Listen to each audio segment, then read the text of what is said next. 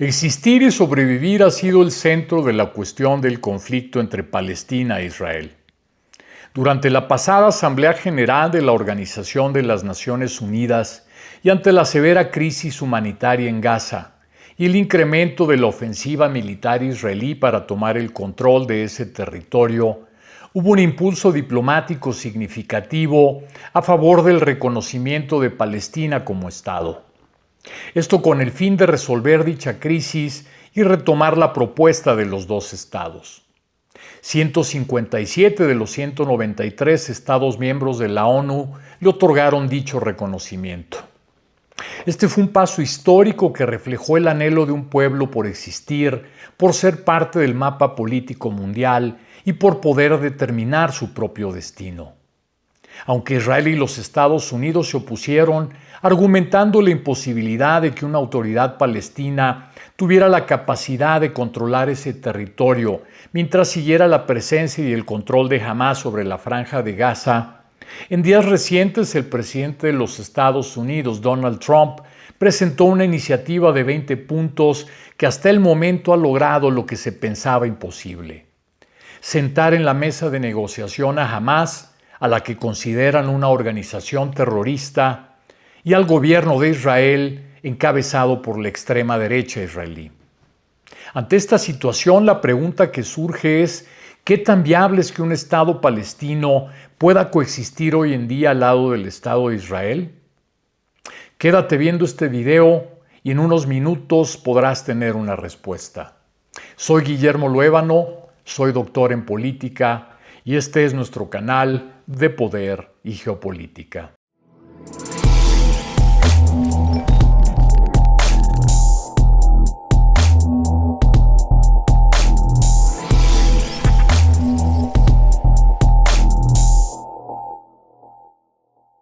Toda comunidad política, pensemos en una nación, tiene todo el derecho a autodeterminarse y definir su propio destino.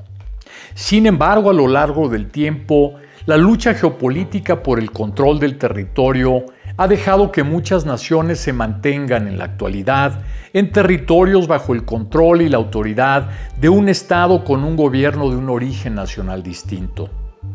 Otras naciones se han diluido hasta su desaparición y otras tantas se han transformado mediante el mestizaje o el sincretismo cultural en nuevas naciones. Los casos palestino y judío han sido históricamente particulares. Palestina es una nación que a lo largo del tiempo ha estado bajo el control de una larga sucesión de reinos e imperios. Eso sí, siempre habitando la región del sur del Levante. Desde hace décadas se encuentra en disputa con Israel por ese territorio y por el que ha venido pidiendo a la comunidad internacional que reconozca su soberanía sobre parte del mismo. Por su parte, la nación judía, tras su expulsión por parte del Imperio Romano de la antigua tierra de Israel, inició una diáspora hacia distintas regiones del mundo que se prolongó por casi 2000 años, pero manteniendo todo este tiempo fuertes lazos y un sentido de identidad común con su tierra ancestral, hasta que en 1947 regresara a esas tierras para constituirse al año siguiente como Estado soberano. Me gustaría señalar que más allá de las diferencias culturales y religiosas que se desarrollaron a lo largo de los milenios entre estas dos naciones, especialmente con la diáspora judía y la arabización del Levante, histórica, lingüística y genéticamente, judíos y palestinos tienen una ascendencia enraizada en los mismos pueblos semitas del antiguo Oriente Medio. Ahora bien, desde su constitución como Estado, Israel se ha venido expandiendo hacia los territorios que Palestina sostiene como propios, con el argumento de que esta expansión es una garantía a su sobrevivencia como Estado ante la amenaza constante de grupos terroristas y estados vecinos antagónicos. Mientras que Palestina reclama su derecho a existir como nación libre, autónoma e independiente en ese mismo territorio. Para entender mejor el origen de este dilema, vayamos un poco atrás en el tiempo y remontémonos precisamente a 1947, cuando la Asamblea General de la entonces recién formada Organización de las Naciones Unidas para resolver la situación de dos naciones, la palestina y la judía, sin gobierno que ejerciera autoridad y control sobre un territorio determinado, propuso la solución de los dos estados. Este plan buscaba que ambas naciones se constituyeran como estados en la región de Palestina, entonces bajo mandato británico desde la caída del Imperio Otomano. En dicho territorio habitaban mayoritariamente árabe-palestinos, lo que implicaba que, de otorgar una parte de ese territorio a la nación judía, ésta tenía que asentarse y convivir con quienes se encontraban ahí. Y aquí es donde empieza el problema actual de los árabes y palestinos con Israel. Pero ¿por qué se decide que se asentaran los dos estados en ese preciso territorio? Porque ambas naciones tenían argumentos históricos, culturales y religiosos que las vinculaban a esas tierras. Por un lado, los árabes palestinos era la mayor población que se encontraba habitando ese espacio geográfico. Por otro, aunque en ese momento había una pequeña población judía en Palestina, los judíos despertaban una gran simpatía después de haber vivido el Holocausto. Y si a esto le sumamos la gestión internacional del movimiento sionista que pedía el regreso del pueblo judío a la tierra de Israel, esta parecía ser una solución viable para que esas dos naciones se constituyeran como estados en ese preciso lugar. La dirección judía aceptó la propuesta, lo que condujo a la declaración del Estado de Israel en 1948, mientras que los líderes palestinos, encabezados por el Comité Superior Árabe, la rechazaron, argumentando que violaba el derecho de la mayoría palestina a la autodeterminación. Después de algunas décadas y con ellas varias guerras, en donde varios estados vecinos, principalmente árabes, intentaron tomar el control sobre el territorio de Israel, un par de intifadas, estas insurrecciones populares palestinas frente a las fuerzas israelíes de ocupación, y varios intentos por lograr un acuerdo de paz permanente que concretara en definitiva el establecimiento de los dos estados, se llegó a un punto en donde Palestina e Israel parecían acercarse al reconocimiento mutuo de su existencia como estados soberanos. Incluso la Organización para la Liberación de Palestina llegó a aceptar la idea de la partición propuesta en 1947, reconociendo el derecho de Israel a poblar la mayor parte del territorio del anterior mandato británico y limitando sus aspiraciones al territorio restante, lo que es hoy Cisjordania, Gaza y el este de Jerusalén. Este fue el primer reconocimiento por parte de los palestinos a la solución de los dos estados. Israel, por su parte, reconoció a la Organización para la Liberación de Palestina como la legítima representante del pueblo palestino. Como consecuencia de esto, se creó la Autoridad Nacional Palestina para un autogobierno provisional en partes de Cisjordania y la Franja de Gaza. Sin embargo, dos acontecimientos vinieron a trastocar el proceso de la solución de los dos estados. El primero, que desde 2006 el territorio palestino ha estado dividido políticamente entre la Autoridad Palestina y su brazo político Fatah, que administra partes de Cisjordania, y Hamás, que controla la Franja de Gaza.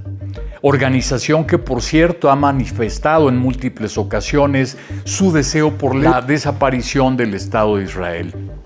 Esta división política del territorio palestino entre Hamás y Fatah socavó la visión de una autoridad capaz de mantener el control y la unidad de su territorio. Y el segundo acontecimiento se dio el 7 de octubre de 2023, cuando Hamás atacó e invadió territorio israelí, matando a más de 1,200 personas y tomando como rehenes a un número aproximado de 250 personas entre civiles y militares.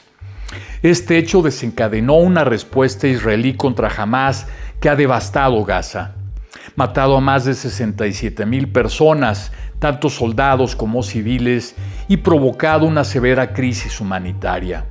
Y todo esto sin haber tenido claro algún horizonte político para terminar el conflicto. Desde entonces, la viabilidad práctica de la coexistencia de Palestina e Israel parecía distante.